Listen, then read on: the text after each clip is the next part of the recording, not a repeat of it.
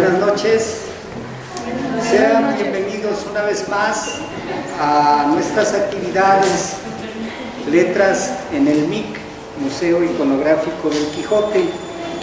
Durante el mes de septiembre hemos programado el tema El exilio español en México, con el motivo de que durante este mes, el día 27, presentaremos los diarios de Eulalio Ferrer Entre Alambradas y 40 Indias en el Mar. Esto será el martes 27 de septiembre y con ese motivo, con ese pretexto, programamos las actividades de septiembre en torno al tema, como decía, el exilio español en México. Esta noche nos acompaña el doctor Aureliano Ortega Esquivel con el tema El otro exilio, las dos Españas y la transterrancia del pueblo llano. El doctor Aureliano Ortega Esquivel es doctor en filosofía por la UNAM. Actualmente es profesor investigador de tiempo completo de la Universidad de Guanajuato. Ha sido profesor e investigador de instituciones privadas como la Enciclopedia de México y públicas como la Escuela Nacional de Restauración, CEP-INA, en la Facultad de Ciencias Políticas y Escuela Nacional de Artes Plásticas de la UNAM. Ha presentado ponencias en foros nacionales e internacionales y dictado alrededor de 40 conferencias científicas y de divulgación. Ha publicado ensayos sobre cultura, política y sociedad en revistas universitarias y suplementos culturales y políticos, además de artículos sobre filosofía e historia en revistas especializadas. De 1991 a 1993 y de 1999 a 2003 desempeñó el cargo de director de la Facultad de Filosofía y Letras de la Universidad de Guanajuato. Actualmente es director del Departamento de Filosofía en esta escuela también de la Universidad de Guanajuato. Lo corregimos, el Departamento de Filosofía. Ahí se desempeña como maestro. Y desde 2004 es miembro del Sistema Nacional de Investigadores y profesor con perfil Romeo. Bueno, esta es parte de la trayectoria de nuestro invitado de hoy, el doctor Aureliano Ortega Esquivel. Lo dejo para que desarrolle el tema que tiene preparado y les informo que al final de la participación del doctor tendremos la proyección, si tienen interés ustedes de acompañarnos, de un documental breve, dura unos 12-15 minutos, acerca de Eulalio Ferrer Rodríguez, el fundador de este museo y de quien presentaremos sus diarios el día 27 de septiembre. Esto será después de la participación del doctor Aureliano Ortega y de la participación de ustedes con algunas preguntas o algunas aportaciones al final de la charla. Gracias y los dejo con el doctor Aureliano.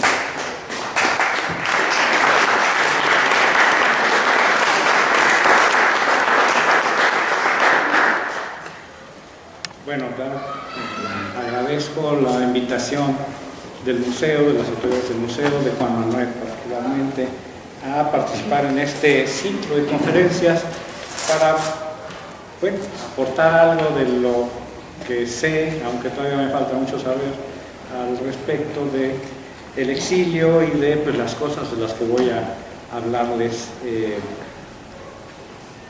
en esta noche. El título mismo requeriría alguna precisión. No soy partidario, no soy muy entusiasta partidario de la palabra transterrado.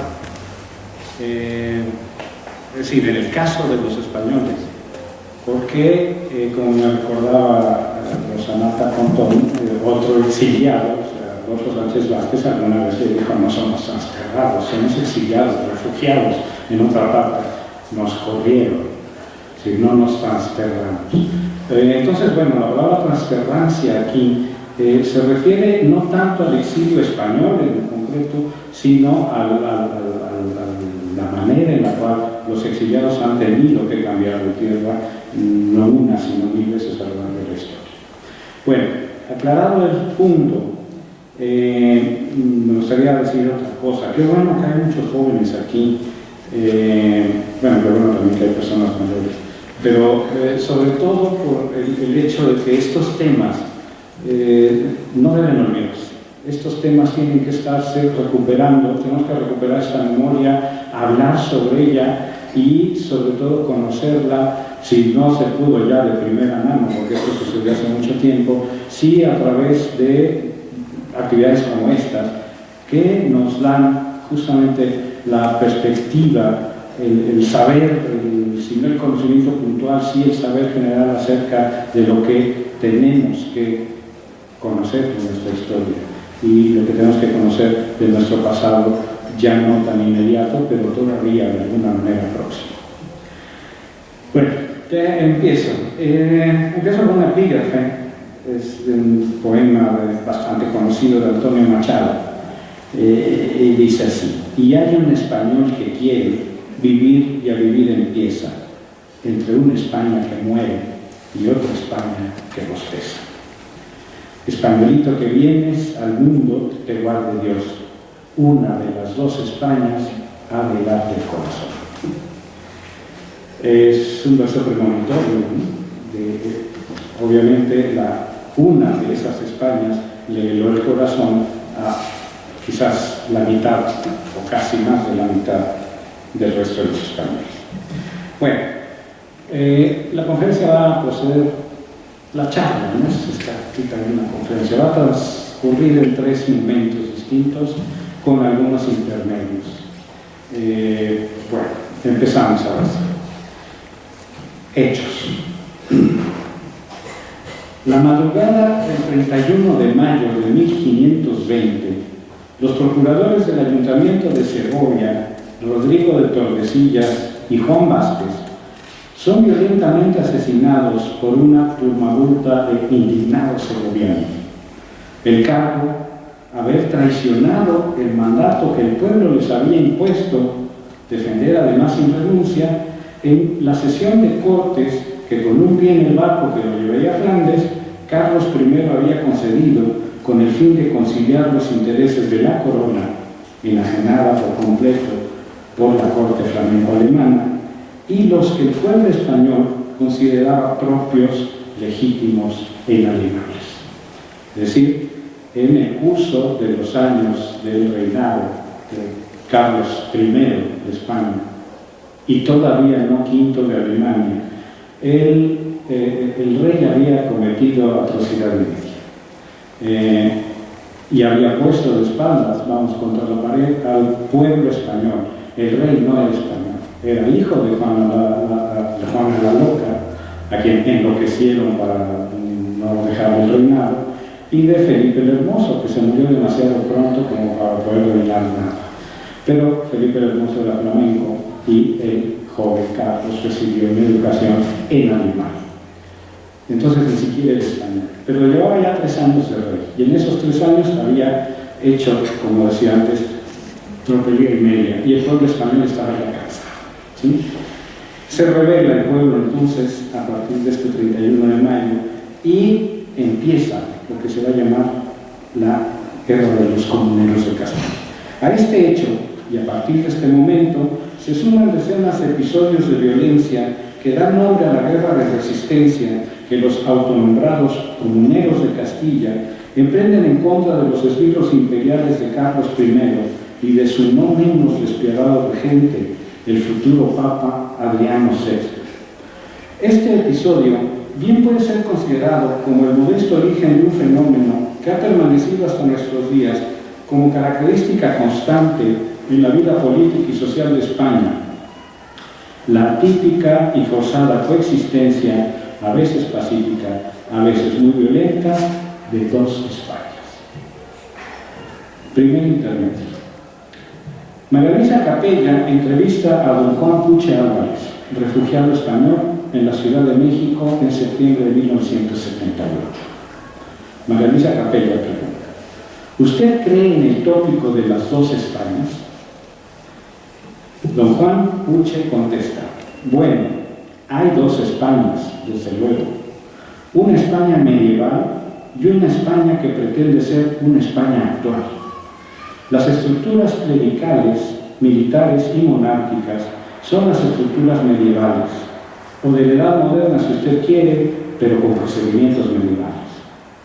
Y la España que aspira a nacer y ha tenido varios conatos de nacimiento, entre ellos la República, esa es la otra España. En este sentido, sí se puede hablar de dos Españas, pero ninguno más. Es decir, la España tradicional y la España progresista, en la cual podría inscribirse a liberales católicos, ateos, socialistas, comunistas, anarquistas, en fin.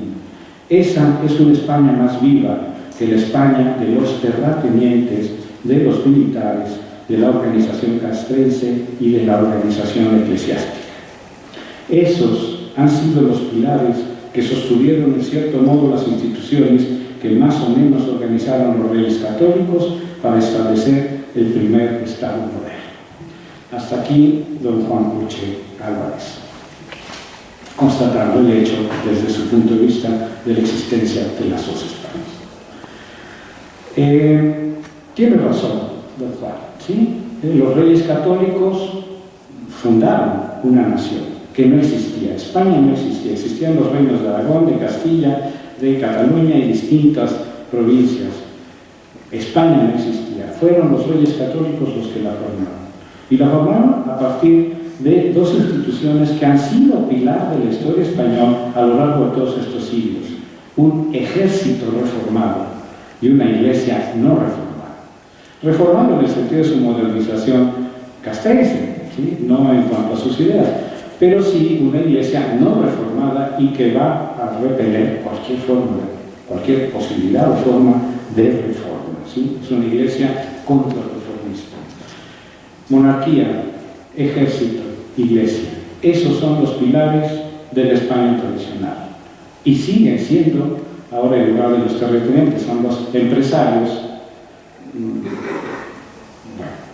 con todo lo que se recibe los empresarios, pero siguen siendo la iglesia y la monarquía estos pilares de la España tradicional. Pero volvamos a España y al siglo XVI. El mal llamado descubrimiento de América y el desorden que priva en los nuevos y vastos dominios españoles pone a los intelectuales de la corte de Felipe II en un predicamento. ¿Cómo dictar buenas leyes para dar de una vez por todas una forma al imperio, para meter a los pueblos conquistados en la órbita imperial, para construir lo que desde entonces se llama una España una, católica y monárquica? Los sabios del reino, incluido el fraile dominico indiano Bartolomé Las Casas, se reúnen en Valladolid y discuten lo que consideran conveniente para sus respectivas causas.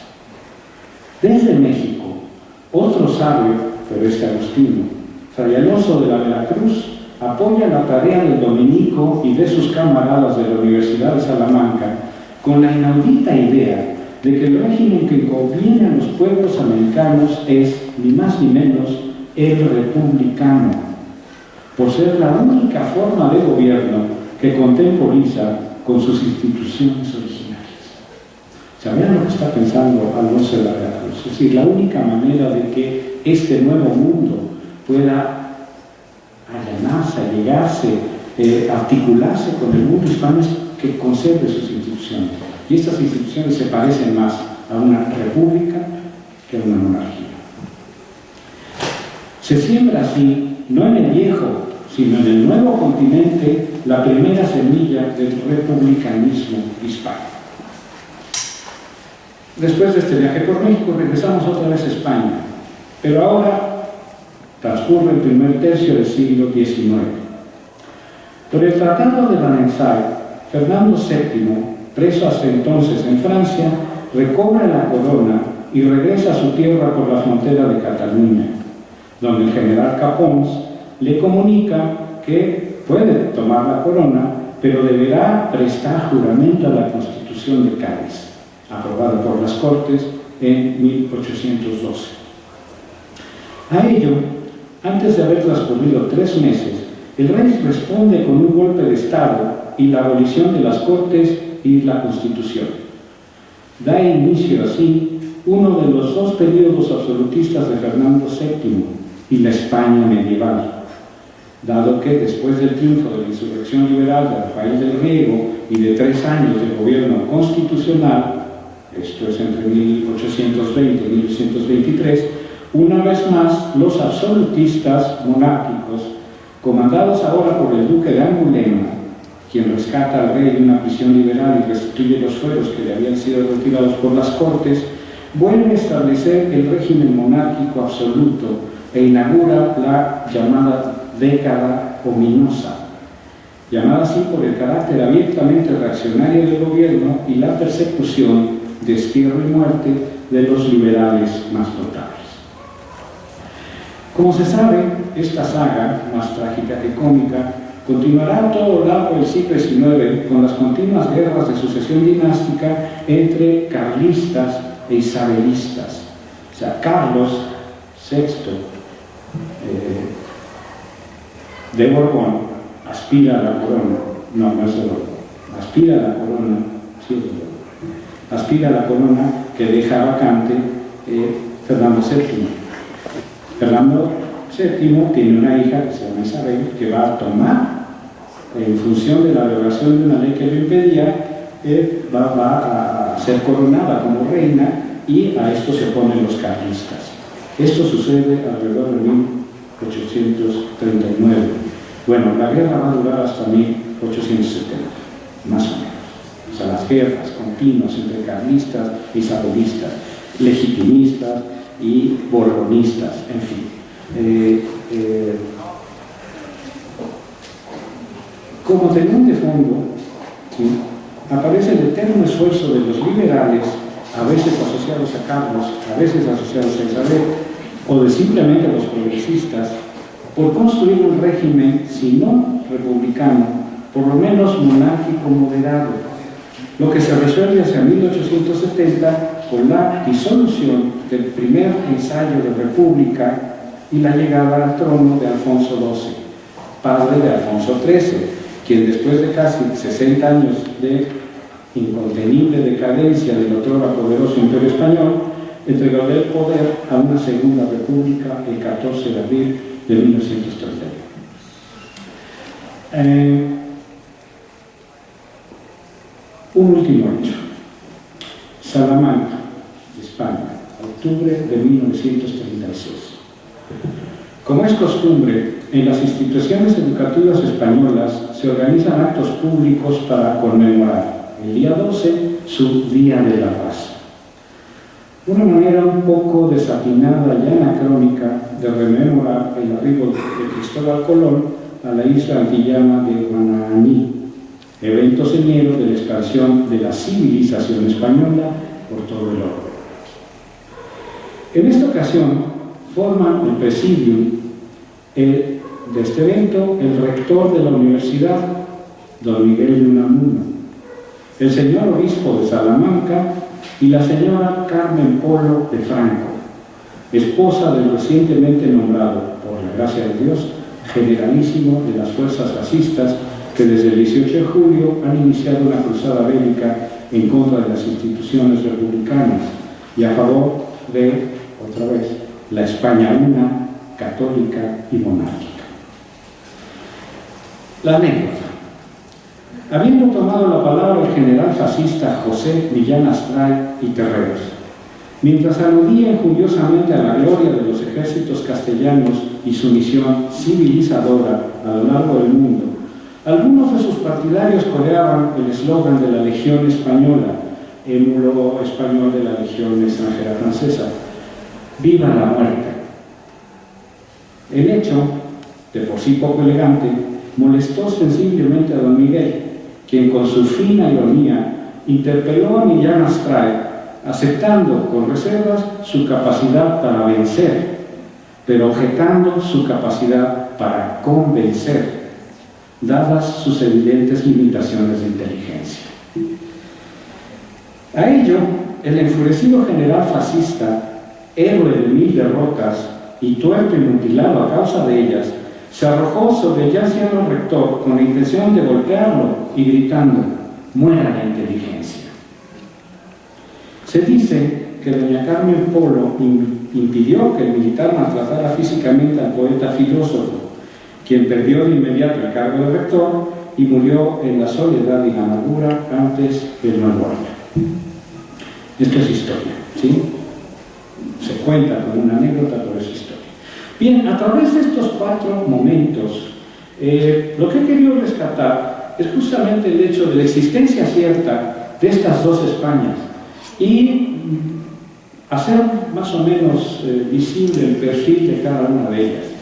El perfil de la España tradicional, de la España que don Juan Puche llama medieval, ¿sí?, están las instituciones de siempre, ¿sí?, y las formas de dominio tradicionales de siempre, la horca y el cuchillo, ¿sí?, a través de los terratenientes, a través del chantaje permanente del clero sobre el pueblo y a través de la propia monarquía, que no duda en distintos momentos de la historia en reprimir a sus propios partidarios con tal de conservar el poder, siempre con sus aliados ancestrales, la Iglesia y el ejército.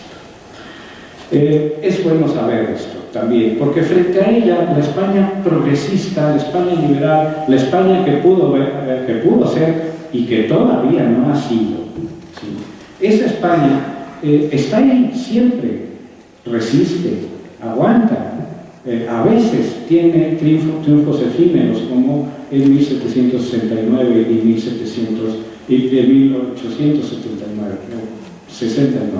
que se instala la Primera República, o el triunfo de 1931 con la Segunda República. Pero esta España pues no ha sido, ¿sí?, todavía no termina de ser. Lo vemos todavía por ahí. Bueno, es importante, insisto, para mí es importante recuperar esta parte de la historia de España, porque es una manera de explicar por qué la hazaña, por qué la crueldad, por qué la violencia con la que se resuelve la guerra civil. ¿Por qué una guerra civil de esa naturaleza? ¿Por qué 1 millón de muertos? ¿Por qué esa conciliación a medias que tiene a España hoy como la tiene? Bien, segundo intermedio. María Luisa Capella entrevista a don Juan Puche Álvarez, refugiado español en la Ciudad de México en septiembre de 1978. María Luisa Capella: sí, es una idea que se ha manejado mucho. Incluso Américo Castro plantea que no se puede hablar de 2 Españas, pero maneja el término. Don Juan Puche contesta: por otra parte, aunque los que hemos sido y seguimos siendo republicanos, consideramos que todo tipo de persona tiene derecho a vivir, las instituciones tienen que cambiar al compás de los tiempos. Es decir, que un republicano, aunque sea muy radical, no puede renegar el absoluto de la historia de su país. De modo que, en este sentido, todo forma parte de la historia, pero es anacrónico querer que persistan los métodos y las instituciones que ya caducaron. Es un abuso que solo puede imponer por la fuerza, que es lo que han hecho y lo que siguen haciendo. Traemos a cuento estos relatos pequeños, cortos, anecdóticos algunos, porque a nuestro entender ilustran de manera adecuada y suficiente no solo la existencia cierta o inobjetable de las 2 Españas, sino su carácter señaladamente opuesto y quizás irreductible.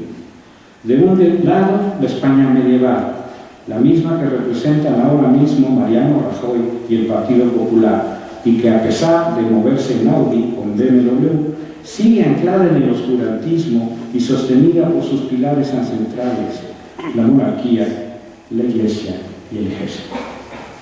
Del otro, no precisamente la España de Rodríguez Zapatero, que quizás maneje un Ferrari, sino la de los indignados, que son las víctimas de siempre, pero igualmente los resistentes de siempre, obreros, artesanos, burócratas, profesores de escuela y desempleados.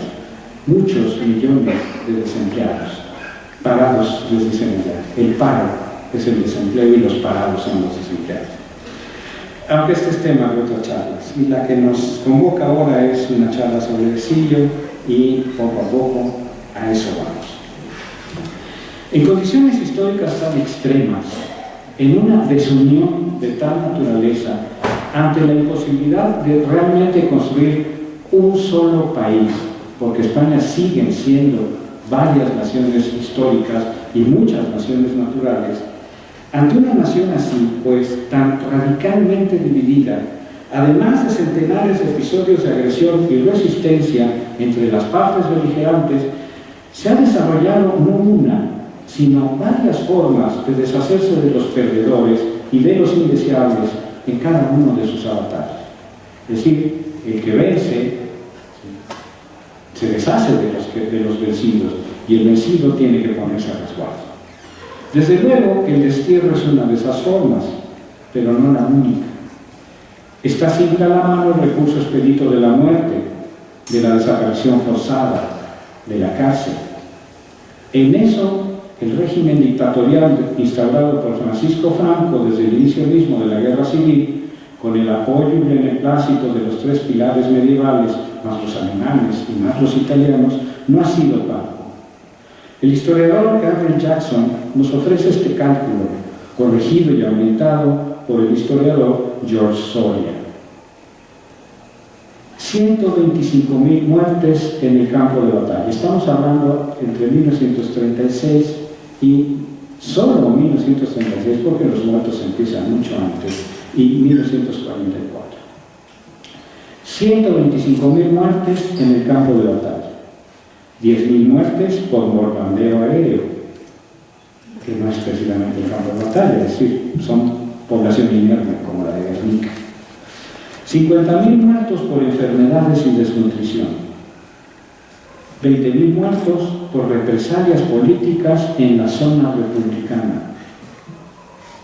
200.000 por represalias y ejecuciones de los franquistas entre 1936 y 1944. Vean la proporción: 20.000 de un lado, 200.000 del otro. 200.000 más, 200.000 republicanos muertos en prisión por represión o enfermedades. Hay crónicas, yo no lo invento, que dicen que en una sola noche se fusilaba entre 200 y 300 personas en las aldeas y en los pueblos que habían sido republicanos, ¿sí? Lo cual siempre ha sido una atrocidad. 200.000 prisioneros republicanos. Hasta aquí el recuento, ¿sí?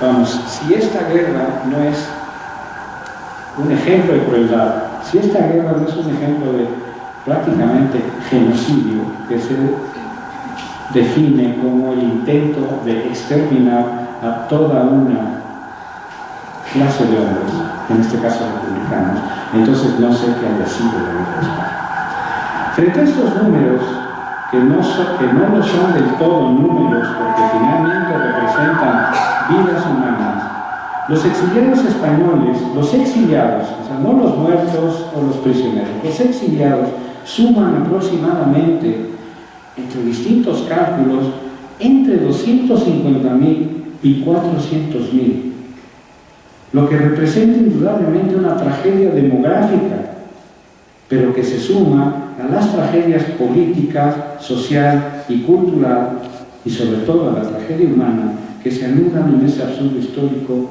que llamamos Guerra Civil Española.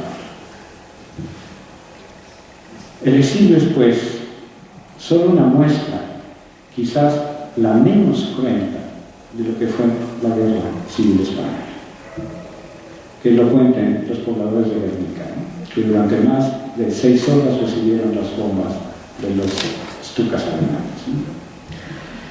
Bien, aquí termina el primer recuento, ¿sí? Es decir, tenemos que explicar el exilio como el último eslabón de una cadena de hechos históricos y de procesos históricos que desembocan en una guerra civil de estas características y que producen no solo heridos, muertos, prisioneros, represalias políticas en uno y otro bando, sino un número, quizás hasta ese momento, desconocido de exiliados. ¿Sí? O sea, no hay noticia en ningún otro momento de la historia que haya habido tal cantidad de gente que haya abandonado su país por causas de orden político. Hay desastres naturales, por supuesto. Sí, hay... Perdón, pero no tuve el cuidado de apagar el teléfono. Ya. Bien, haciendo pues el recuento de este episodio de la historia de España, vemos que es un episodio inédito, pero también en la historia humana. Aquí lo dejamos. El segundo momento de la charla se llama Españoles del Éxodo y del Llanto. Esto viene de un poema de León Felipe, de varios poemas de León Felipe, que recurre a esta figura, ¿no?, para llamar al éxodo, para llamar al exilio, españoles del éxodo y del llanto, españoles del viento. No voy a leer el poema porque casi hace llorar. Bueno, españoles del éxodo y del llanto. La verdad del exilio español hacia nuestra tierra no deja de ser un claroscuro que apenas disimula las profundas contradicciones políticas, sociales y culturales que a fin de cuentas también habían contribuido al hundimiento de la Segunda República. Es decir, los españoles son como los trotskistas, se pelean entre ellos mismos todo el tiempo con cualquier motivo, ¿sí? Y son la única clase de gente que puede dividirse él mismo en dos. Es decir, son esquizofrénicos naturales. Los quiero mucho a los españoles, vamos, los admiro, pero no se, vamos, solo se pueden estar solos. O sea, en fin. Entonces, bueno, una de las causas de la derrota de la República no es solo el peso de la tradición y el peso de los pilares medievales, ni el apoyo de los alemanes, ni el apoyo de los italianos. Gran parte de la responsabilidad de los propios republicanos con respecto a su derrota es su desunión. Es el no ponerse de acuerdo, el no lograr establecer un frente común. Y eso se refleja también en el exilio. Entonces el exilio y su memoria tienen claroscuros. Podría yo hablar de por lo menos dos escuelas historiográficas que, si no se oponen abiertamente, por lo menos soterradamente mantienen versiones un tanto distintas del exilio. Entonces, bueno, esto es el resultado, esto es efecto evidente de la desunión, de la falta de cohesión, articulación que hay entre los republicanos mismos. Esta república se hunde, pues sí, contradicciones y fisuras que igualmente se resolvieron no en uno, sino en dos, o quizás hasta en tres exilios. Llamémosle oficial a uno y a los otros simplemente exilios. Después voy a explicar por qué oficial. ¿De qué exilio y de qué exiliados nos vamos a hacer cargo pues en esta charla? Desde luego que no del exilio oficial, por el hecho simple de que este va a ser el tema de más otras charlas en este mismo ciclo, y porque, dado su carácter, sus pormenores, ya ha sido historiado y narrado en distintas maneras en distintos tiempos y lugares. Es decir, el hecho mismo de la intervención definitiva, la determinante del gobierno mexicano en la construcción de este exilio oficial, pues lo hace parte de la historia oficial de México también, ¿no? Vamos a dejarlo a ese por la paz. Insisto, tiene sus historiadores, tiene sus cronistas, lo dejamos ahí. Vamos entonces a hablar, obviamente, del otro exilio. Sin embargo, lo que ya conocemos del exilio oficial constituye un buen punto de partida y un punto de comparación con lo que todavía tenemos que saber y aprender del otro exilio. Tercer intermedio. Escribe Antonio Vilanova. Pero atrás quedaban cientos de miles de compatriotas que sufrirían todavía años a través de toda Europa vejaciones, martirios y muerte a manos de quienes, ensoberbecidos por absurdas teorías de superioridad, hicieron retroceder al ser humano a épocas de barbarie y crueldad incontenibles. Fin del intermedio. Esto es lo primero, esto es lo que hay que puntualizar. Si hacemos caso a los números fríos, pero objetivos, sucede que entre el número total de hombres, mujeres y niños que cruzaron las fronteras españolas a partir de 1936 y el número total de aquellos que lograron un refugio en México, digamos entre 35 y 40,000, lo que representaría un pobrísimo 10%, tenemos que el éxodo y el llanto son positivamente descomunales, desproporcionados, propiamente monstruosos. Dice Vilanova, cientos de miles de compatriotas quedaron vagando por una Europa que estaba a punto de entrar a la Segunda Guerra. ¿Quién se hizo cargo de ellos? Eran exiliados, eran desterrados. La mayoría no tenían papeles. Vagaron por Europa a lo largo de 5 años de guerra. Muchos de ellos sobrevivieron, pero muchos no. Así, nuestra comprensión de la tragedia debe necesariamente partir de otros parámetros y cobrar otra dimensión. Por supuesto que no pueden compararse los cientos de miles de desplazados y refugiados españoles con los que hasta nuestros días y todavía hoy producen las guerras civiles y las invasiones extranjeras en Asia o en África. Ojo, o los ya 200,000 desplazados mexicanos por la guerra contra el narco. Es decir, actualmente el destierro, el exilio, la transterrancia parece ser un hecho cotidiano, no de todas las sociedades, por supuesto, pero de aquellas, no como las africanas que despreciamos, sino que se dicen civilizadas como la nuestra. ¿Sí? Entonces, bueno, el problema del exilio, el problema del destierro sigue siendo actual, pero quizás no tenga las proporciones que tuvo el exilio español. Puesto que estos desplazados, y esta es la diferencia, no lo son por efecto de una elección. O sea, los miles de refugiados africanos que hay en estos países en conflicto, en Somalia, antes fue en Nigeria, antes fue en Chad, fue en Nigeria, en Somalia, ya lo dije. En fin, todos estos desplazados lo son a causa de las guerras, ¿sí? Pero no han elegido ellos salir de su patria, han sido obligados a ello, ¿sí? No es efecto, pues, de una elección, sino de una reacción vital primaria. Los refugiados españoles, en cambio, eligen el exilio. En principio sí, para salvar la vida, pero no todos ellos. La mayoría, en este caso inmensa, ha preferido el éxodo y el llanto a permanecer en una patria que no es la que han imaginado y tratado de construir durante muchas veces, pero sobre todo a partir de 1931. Es una patria que es su reverso, su negación determinada y su negación puntual. Se trata, pues, de un exilio eminentemente político, y eso también hay que decirlo. No salieron, como alguien ha dicho por ahí, por su vocación aventurera.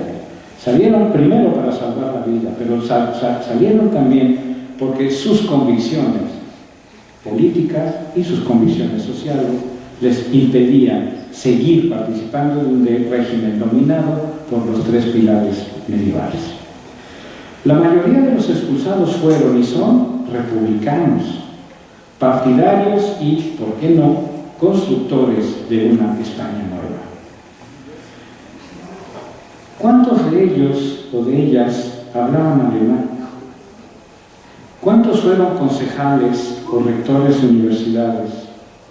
¿Cuántos eran médicos, científicos o ingenieros, o bien poseían un título universitario?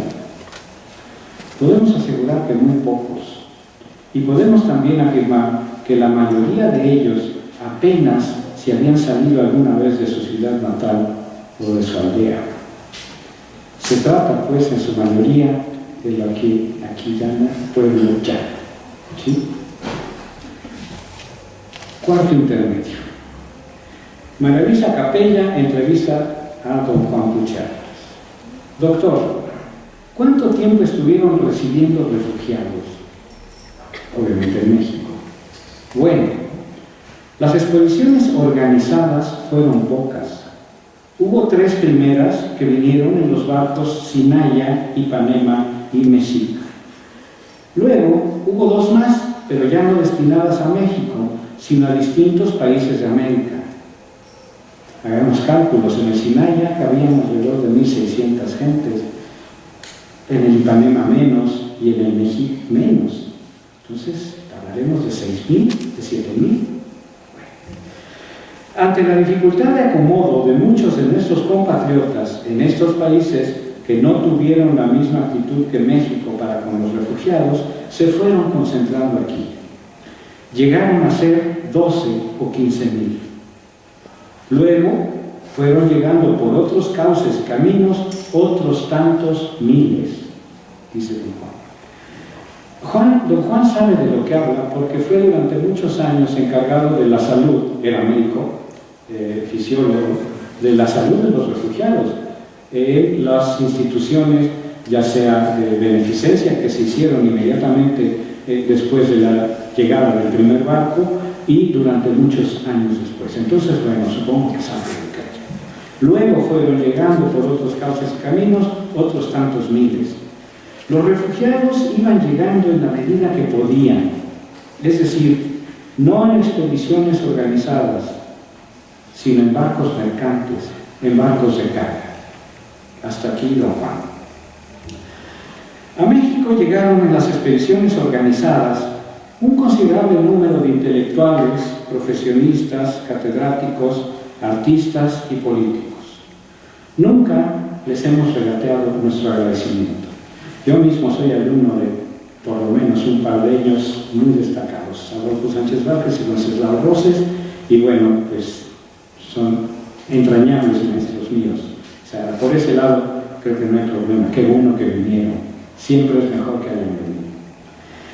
También vinieron con ellos obreros, campesinos, artesanos, soldados fieles a la República, gente del pueblo cuya participación directa en las milicias, los consejos municipales o los ministerios republicanos los ponía, de haber permanecido en España, al pie del cadalso o de la cárcel, que en los primeros años de la regencia franquista no era más que un aplazamiento del cadalso, como hemos visto.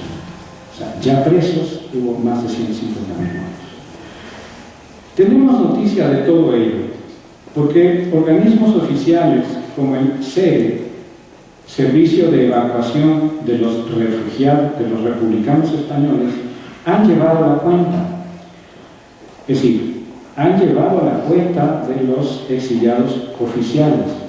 Pero los que llegaron por otros cauces y caminos, los que no se beneficiaron de las disposiciones emitidas por el gobierno mexicano para la internación y apoyo de los refugiados, justamente por venir por su cuenta, también se les hacen homenajes. Es sabido que el interés del gobierno de Cárdenas, y está documentado, se dirigía sobre todo hacia aquellos refugiados que por su saber, su formación profesional y su experiencia pudieran aportar algo a México. Y efectivamente así lo hicieron. Pero los otros no aportaron nada. Es cierto, no escribieron libros, ni los tradujeron del alemán, no fundaron casas editoriales o revistas, no escribieron poemas, No formaron empresas de publicidad ni legaron su patrimonio intelectual y artístico a algún museo. Nada de esto hicieron, eso es cierto. Pero sí remendaron bolsas y zapatos viejos, como el oficial, un sujeto cuyo nombre no sé, porque nunca lo dijo, pero que remendaba bolsas y zapatos. O bien vendieron café, como los hermanos Villarías, o trabajaron a destajo en la editorial Diana, como Julio Eruelmo, o recobraron su viejo oficio de impresor, como Severino Campos, el anarquista, o vendieron libros, como don Esteban Vera, aquí en Guanajuato, o impartieron clases de matemáticas, como Francisca María Jaurieta. Ellos, junto con otros miles de españoles, son del otro exilio, que da nombre a esta conferencia y del que quería hablar ahora. Antes de que el exilio dorado, el exilio exquisito, el exilio oficial, y en México la palabra oficial tiene una connotación horrible, o sea, huele feo, termine por hacernos olvidar sus nombres. Pero aquí no terminan las cosas. Más allá de aquel exilio, el que todavía y a pesar de todo conserva nombres propios, existe un exilio peor, del que ahora hablo, y ya para terminar. De exilios y destierros. Como afirmamos antes, no solo en la España dividida del primer tercio del siglo XX, sino en infinidad de tiempos y lugares, el exilio ha sido un recurso de los vencedores para deshacerse de los vencidos e indeseables, y un recurso de estos últimos para ponerse a distancia y al resguardo del verdugo, la cárcel o el silencio forzoso. Los griegos del periodo clásico, los mismos que tantas otras cosas han procurado al curso y al recurso de la civilización, no inventaron, pero sí dieron nombre a las que consideraron las dos formas mayores del exilio: el destierro y el ostracismo.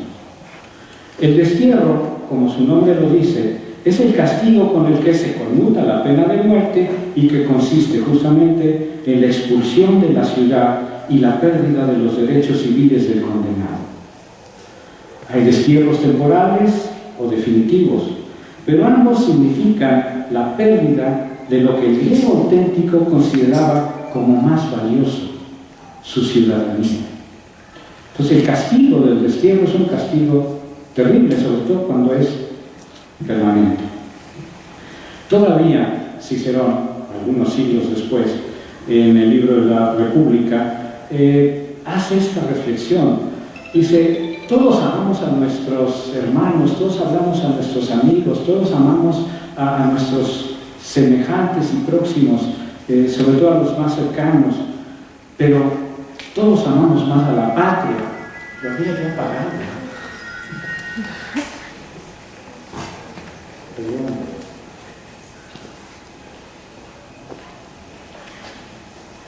Dice: pero más amamos a la patria. Y entonces perder la patria es lo más terrible que nos puede pasar. Bueno, por su parte, el ostracismo es un nombre curioso que proviene de la forma en la que se emite específicamente en el caso del exilio el voto ciudadano. Consiste en una suerte de muerte civil. Bueno, se llama ostracismo y yo siempre lo pensé, no porque encierren al desterrado, al castigado, porque en este caso no es destierro, a una muerte simbólica dentro de una ostra, ¿no? Se llama ostracismo porque la votación secreta que se hacía en el demos era con una ostra, justamente. Como el exilio era la peor pena que se podía imponer en la Grecia democrática, el voto tendría que ser anónimo y entonces no podía ser a brazo levantado.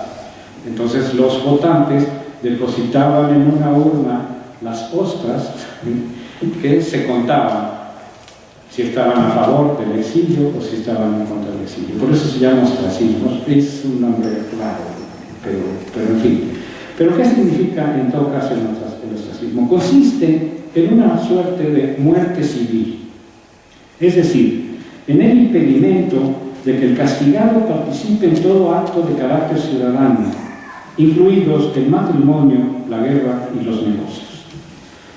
Esto le dolía mucho a los griegos y a los romanos también. Pues bien, es posible, por lo menos así yo lo creo, que esa sea una forma también terrible de destierro, dado que se trata de un exilio, por decirlo así, simbólico, pero tanto más absoluto que el destierro real, porque con ello no se adquiere solamente la condición de exiliado, sino la de no hombre, la de nadie, la de ninguno.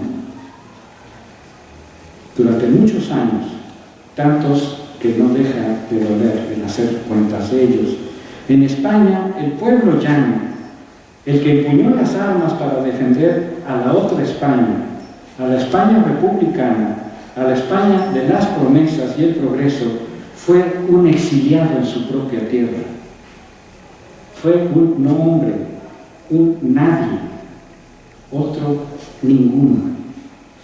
Existe, pregunto yo, y con esto termino, una tragedia más grande que esta. Yo creo que. Muchas gracias.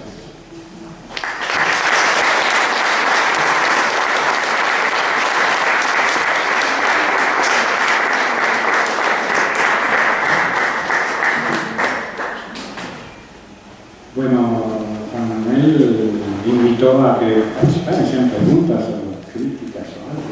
No sé si alguien quiere hacerlo. No los intimido, se escuchan. Aquí y luego acá. Sí, y luego más allá. ¿Yo primero? Sí, sí, bueno, me gustaría saber qué piensas de los hijos de los exiliados, es decir, de los adultos que llegaron en el barco aquí a México, pero que fueron niños, es decir, ellos no decidieron salir de España, sino que vinieron con sus padres y que crecieron aquí, que todavía muchos siguen vivos, que llegaron aquí, no sé, tal vez de 2 o a 14 años, algo así. Por los niños decide uno, ¿sí? Es decir, no, y bueno, más en un tiempo en que la paternidad y la maternidad se hacía como servía. Es decir, entonces, bueno, ellos no escogieron, pero tampoco se iban a quedar allá. Hay dentro de todos estos, vamos, la avalancha de episodios, el de los niños de Morelia. Ahí fue al revés, fueron los niños los que precedieron a sus padres. Es decir, el gobierno republicano y el gobierno mexicano pactaron el traslado, prácticamente el exilio, de, no sé, 1000 y pico de niños que fueron alojados en Morelia para huir de las atrocidades de la guerra. Aquí no estaba claramente especificado que fueran republicanos, sino simplemente que hubieran o quedado huérfanos o que hubieran sido separados de sus padres y vivieran en albergues, en asilos o en hospicios y bueno, se organizó con estos niños una expedición y son los famosos niños de Morelia. Entre ellos venía Luis Ríos, que se hizo aquí adulto y que la biblioteca de nuestra unidad lleva su nombre, ¿sí? Pero también venía entre los niños de Morelia otro profesor de la otra facultad, Horacio López Suárez. Es decir, se hicieron aquí, no escogieron. Sí, pero respecto a ellos, ¿cuál sería su condición respecto a ese exilio, a eso que llamamos exilio? A ver, los que yo conozco, la inmensa mayoría, y conozco a bastantes, han asumido no solo su republicanismo, sino esa elección de sus padres como si hubiera sido suyo. O sea, ninguno ha renegado de eso, ¿sí? Por lo menos en los círculos que yo conozco, ¿sí? Quizás los haya, ¿no? Pero vamos, yo me quería quedar ya, no, si todavía no nacía, ¿no? O tenía 5 años, no sé. O sea, no podemos establecer algo demasiado definitivo con respecto a esto, pero a mi modo de ver, ellos ya aquí, ya cuando crecieron y tuvieron uso de pleno, porque desde siempre lo tuvieron, de su razón y su conciencia, escogieron serlo y siguieron siendo republicanos. Allá. No sé si te respondí. Sí. Sí. Bueno, más que nada una anécdota, colación sobre las dos, bueno, no son las dos Españas, pero la división que impera hoy en día en España frente a los exiliados, refugiados y los que se quedaron en España. Cuando estuve en el 95 en España, no me acuerdo del contexto, pero seguramente fue un acto de imprudencia mío abismal, garrafal. La familia que me acogió, recuerdo el final del incidente, que fue muy penoso, pero me acuerdo que el padre de familia de la casa donde estuve me dijo muy enojado que los refugiados, los exiliados, que ellos se habían ido y se le habían pasado bomba casi en el otro lado, ¿no? Los que se quedaron ahí, ¿no? Los que comieron garbanzos con pan duro durante años y años y años y años, esos eran los que verdaderamente desde el punto de vista de este padre de familia habían sufrido la guerra civil, ¿no? A través de los años, y bueno, después de la tesis de licenciatura que hice en torno al tema, pues me puedo dar cuenta, y después de escucharte, de que esa incomprensión subsiste hoy en día, y es muy doloroso, porque si de algo se quejaron los refugiados, los exiliados, es del olvido que sufrieron a través de los años, ¿no? Ellos siguieron viviendo en una España ideal desde aquí, pero ellos en España dejaron de existir, ¿no? Fueron borrados oficialmente, pero también pues por la creencia de que la gente del pueblo que se quedó fue la que verdaderamente sufrió, y bueno, por supuesto que no nada más ellos, ¿no? Pero bueno, nada más quería compartir. Podríamos decirlo así, ellos perdieron, los exiliados perdieron el nombre momentáneamente y lo adquirieron aquí, y vaya que forma. Los que se quedaron siguieron siendo innombrables durante décadas, y es cierto. Tal vez sería injusto reprocharles a los propios exiliados esto, pero de que es un hecho, es un hecho. Es decir, los que se quedaron allá las pasaron peor, infinitamente peor, ¿sí? Su exilio, si podemos seguirle llamando así, duró, vamos, yo creo que en algunos casos aún dura, ¿sí? Así es. Bueno, gracias. Sí. Hay casos de... A ver, espérame, aquí hay uno y inmediatamente. Bueno, yo nada más reconozco... Soy un poco solo. Perdón. Un reconocimiento a esa explicación, aunque sea breve, de cuál ha sido la historia de España y su historia social y política de España desde la época de Isabel hasta este momento. Y lo único que me queda claro es que ese grupo conservador de que usted habla, de militares, clérigos, ese grupo vive en cada país y provoca todo lo que provocó en España y que está provocando en México, y que lamentablemente esos exiliados de los que usted mencionó en México están saliendo por las mismas razones que salieron en un momento dado de España, y que son los que están, que generalmente, o por lo que he leído, son personas con recursos económicos que se están instalando en la frontera en Estados Unidos, y que están llevando su dinero, sus recursos, y dando empleo y creando lo que aquí en México se necesita. Así es. Sí, vamos, cualquier modalidad del exilio es una cosa terrible, pero cuando es efecto de una elección, hay como que una altura moral en ello, ¿sí? Y vamos, una fuerza. O sea, el hecho de haberlo elegido, a pesar de los sufrimientos, le da a uno esa fuerza y esa presencia de ánimo. Cuando esto no es efecto de una elección, se convierte inmediatamente en una tragedia. No quiere decir que el otro no lo sea, pero creo que lo es menos. Hay el caso de... Arriba, porque... Hay el caso de algunos republicanos que después de la guerra se encerraron, y hasta que murió Franco se quedaron 40 años encerrados sin salir de casa para que no los descubrieran, ¿no? Así es. También está el caso, por ejemplo, mi abuelo era teniente republicano y él después de la guerra estuvo preso y estuvo haciendo carreteras como prisionero en Villa García de la Rosa, hasta que al final quedó libre, ¿no? Y luego también hay una cosa en la que no estoy de acuerdo de los tres pilares Nosotros en España decimos la España reaccionaria, que es la España de la derecha, y la España progresista, ¿no? Pero no estoy de acuerdo en lo de los tres pilares porque España siempre ha sido casi siempre monárquica, ¿no? Quitando los vascos y los catalanes, han sido monárquicos. Cuando los comuneros de Castilla, los comuneros estaban de parte de Juana la Loca, estaban de parte de una monarquía. Y cuando los carlistas también estaban parte del infante Carlos, ¿no? Era otra monarquía. Cuando la invasión de los franceses napoleónica en España, el pueblo de España se fue contra la monarquía francesa, pero de parte de Fernando VII.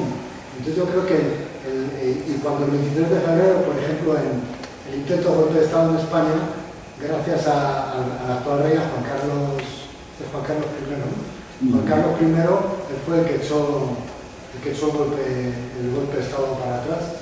Entonces, yo creo que sí es la España reaccionaria, la España conservadora, pero la España siempre ha sido, en la práctica ha sido monárquica. O sea, que sí. La monarquía no se puede ver como un pilar de la España reaccionaria. Porque los que han estado, por ejemplo, los comuneros eran también, España casi siempre ha sido monárquica, quitando los casos de Cataluña y del País Vasco. Entonces, no es totalmente cierto que la monarquía sea un pilar de una parte de la dos Españas, ¿no? A ver, la debilidad, vamos a decirlo así, la debilidad del republicanismo, es decir, por no estar regularmente asociado a una fuerza social que no sean quienes lo sostienen a través de sus ideas, es decir, al no estar asociado a instituciones tan sólidas como puede ser la Iglesia o el Ejército, siempre ha sido asunto de librepensadores, vamos a ver, de ciudadanos sueltos, ¿sí? Que eventualmente se organizan en partidos o lo que quieras, pero que nunca han tenido la manera, nunca tuvieron la manera de establecer un programa de dominio a través de alguna institución ya dominante. Entonces tuvieron que cobijar sus ideas en alguna institución ya dominante y existente. Es decir, sí, son monárquicos, pero moderados. Sí, son, cobijan de alguna manera sus ideas progresistas en el ala menos reaccionaria o en el ala menos derechista de la propia derecha, ¿sí? Si es que esto puede ser posible. Solo cuando en una situación de crisis extrema, como en 1869 o en 1931, estas instituciones aparecen fragmentadas, estas instituciones pierden su poderío, es posible que estos ciudadanos, que insisto, generalmente son sueltos, puedan organizarse y constituir una institucionalidad alternativa. La República fue eso. La República fue la invención de instituciones que no existían, ¿sí? ¿Y por dónde vino el golpe? Por el lado del ejército, es decir, una institución que sí existía, que había jurado fidelidad a la República y que termina dando un golpe de Estado, ¿sí? Es decir, al margen de sus contradicciones externas, la propia República fue traicionada por uno de los pilares medievales que no pudo transformar en los escasos 5 años que duró la República. También militares republicanos eran una minoría, pero quiero acotar esto. Los republicanos, en cuanto a la idea del republicanismo, no eran pocos, definitivamente, y no lo son. O sea, actualmente hay en España lo que se llaman los sábados republicanos. ¿En qué consisten? En que en diversas plazas de diversos lugares, quién sabe ahora que perdieron las elecciones los del PSOE, cómo se ven estas cosas, pero que todos los sábados se juntan a gritar mueras al rey y vivas a la república, ¿no? Todavía hoy. Las votaciones provinciales sobre todo presentan un cuadro fragmentado, es decir, España está partida en dos, siempre lo ha estado. El problema es que estar partida en dos ha contado por parte de los monárquicos, las estructuras eclesiásticas y la estructura castrense con la fuerza y con los aliados externos, que también han contado mucho. Con respecto a la cuestión de la monarquía, es por eso, ¿sí? Vamos, si va a ser una monarquía, que no sea absoluta, que por lo menos sea constitucional. Ahora, cuando esta fracasa, entonces es cuando pueden construirse instituciones nuevas, pero insisto, prácticamente de la nada. ¿Sí? Y instituciones nuevas en una situación como la que ha vivido siempre España, y sobre todo en los años 30, de un atraso económico y social realmente famoso. Muy poca gente sabía leer y escribir. Entonces, bueno, es realmente un milagro que no haya durado menos, ¿sí? Es decir, que la República haya subsistido por lo menos 5 años. Podía haber desaparecido a los 3 meses. Entonces, bueno, si se sostuvo, es justamente porque a través de su convocatoria, de la convocatoria de este gobierno legítimo, ¿sí?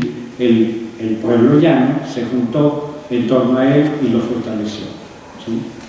Entonces, sí, en efecto, puede ser. Hay un pensamiento monárquico muy arraigado, pero aquí es sobrado. Es decir, generalmente se apela a la religión cuando faltan los otros pilares. Generalmente se apela al ejército y a su fuerza cuando los otros 2 pilares fallan, pero en este caso funcionan como uno solo, y esa es su fortaleza. Insisto, hasta nuestros días. ¿Alguien más?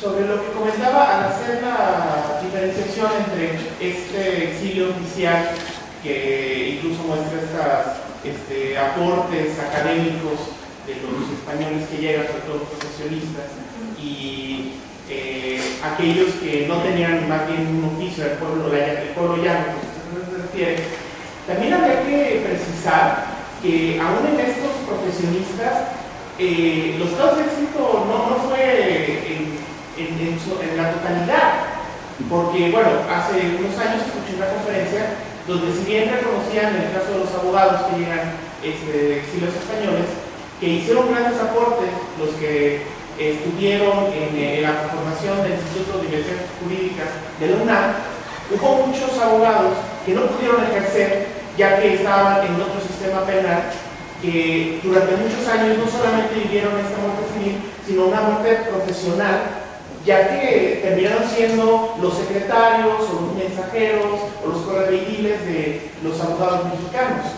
No pudieron reintegrarse, o incluso el caso de catedráticos españoles de reconocida, de un perfil reconocido, que cuando llegan a otras universidades, recuerdo el caso de un maestro de biología en la Universidad Michoacana, choca con un modelo universitario todavía decimonónico de una universidad de abogados y médicos que no está a la altura de lo que él pretende enseñar y que recibe rechazo de sus alumnos.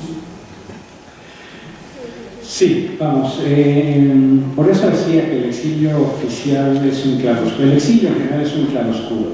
En los que encontramos, vamos, episodios de mucha solidaridad, así de mucho apoyo de parte de las instituciones mexicanas, y en otros casos, pues de un desdén o de una marginación, pues más o menos sorda, ¿no? Pero que funciona como tal, ¿sí?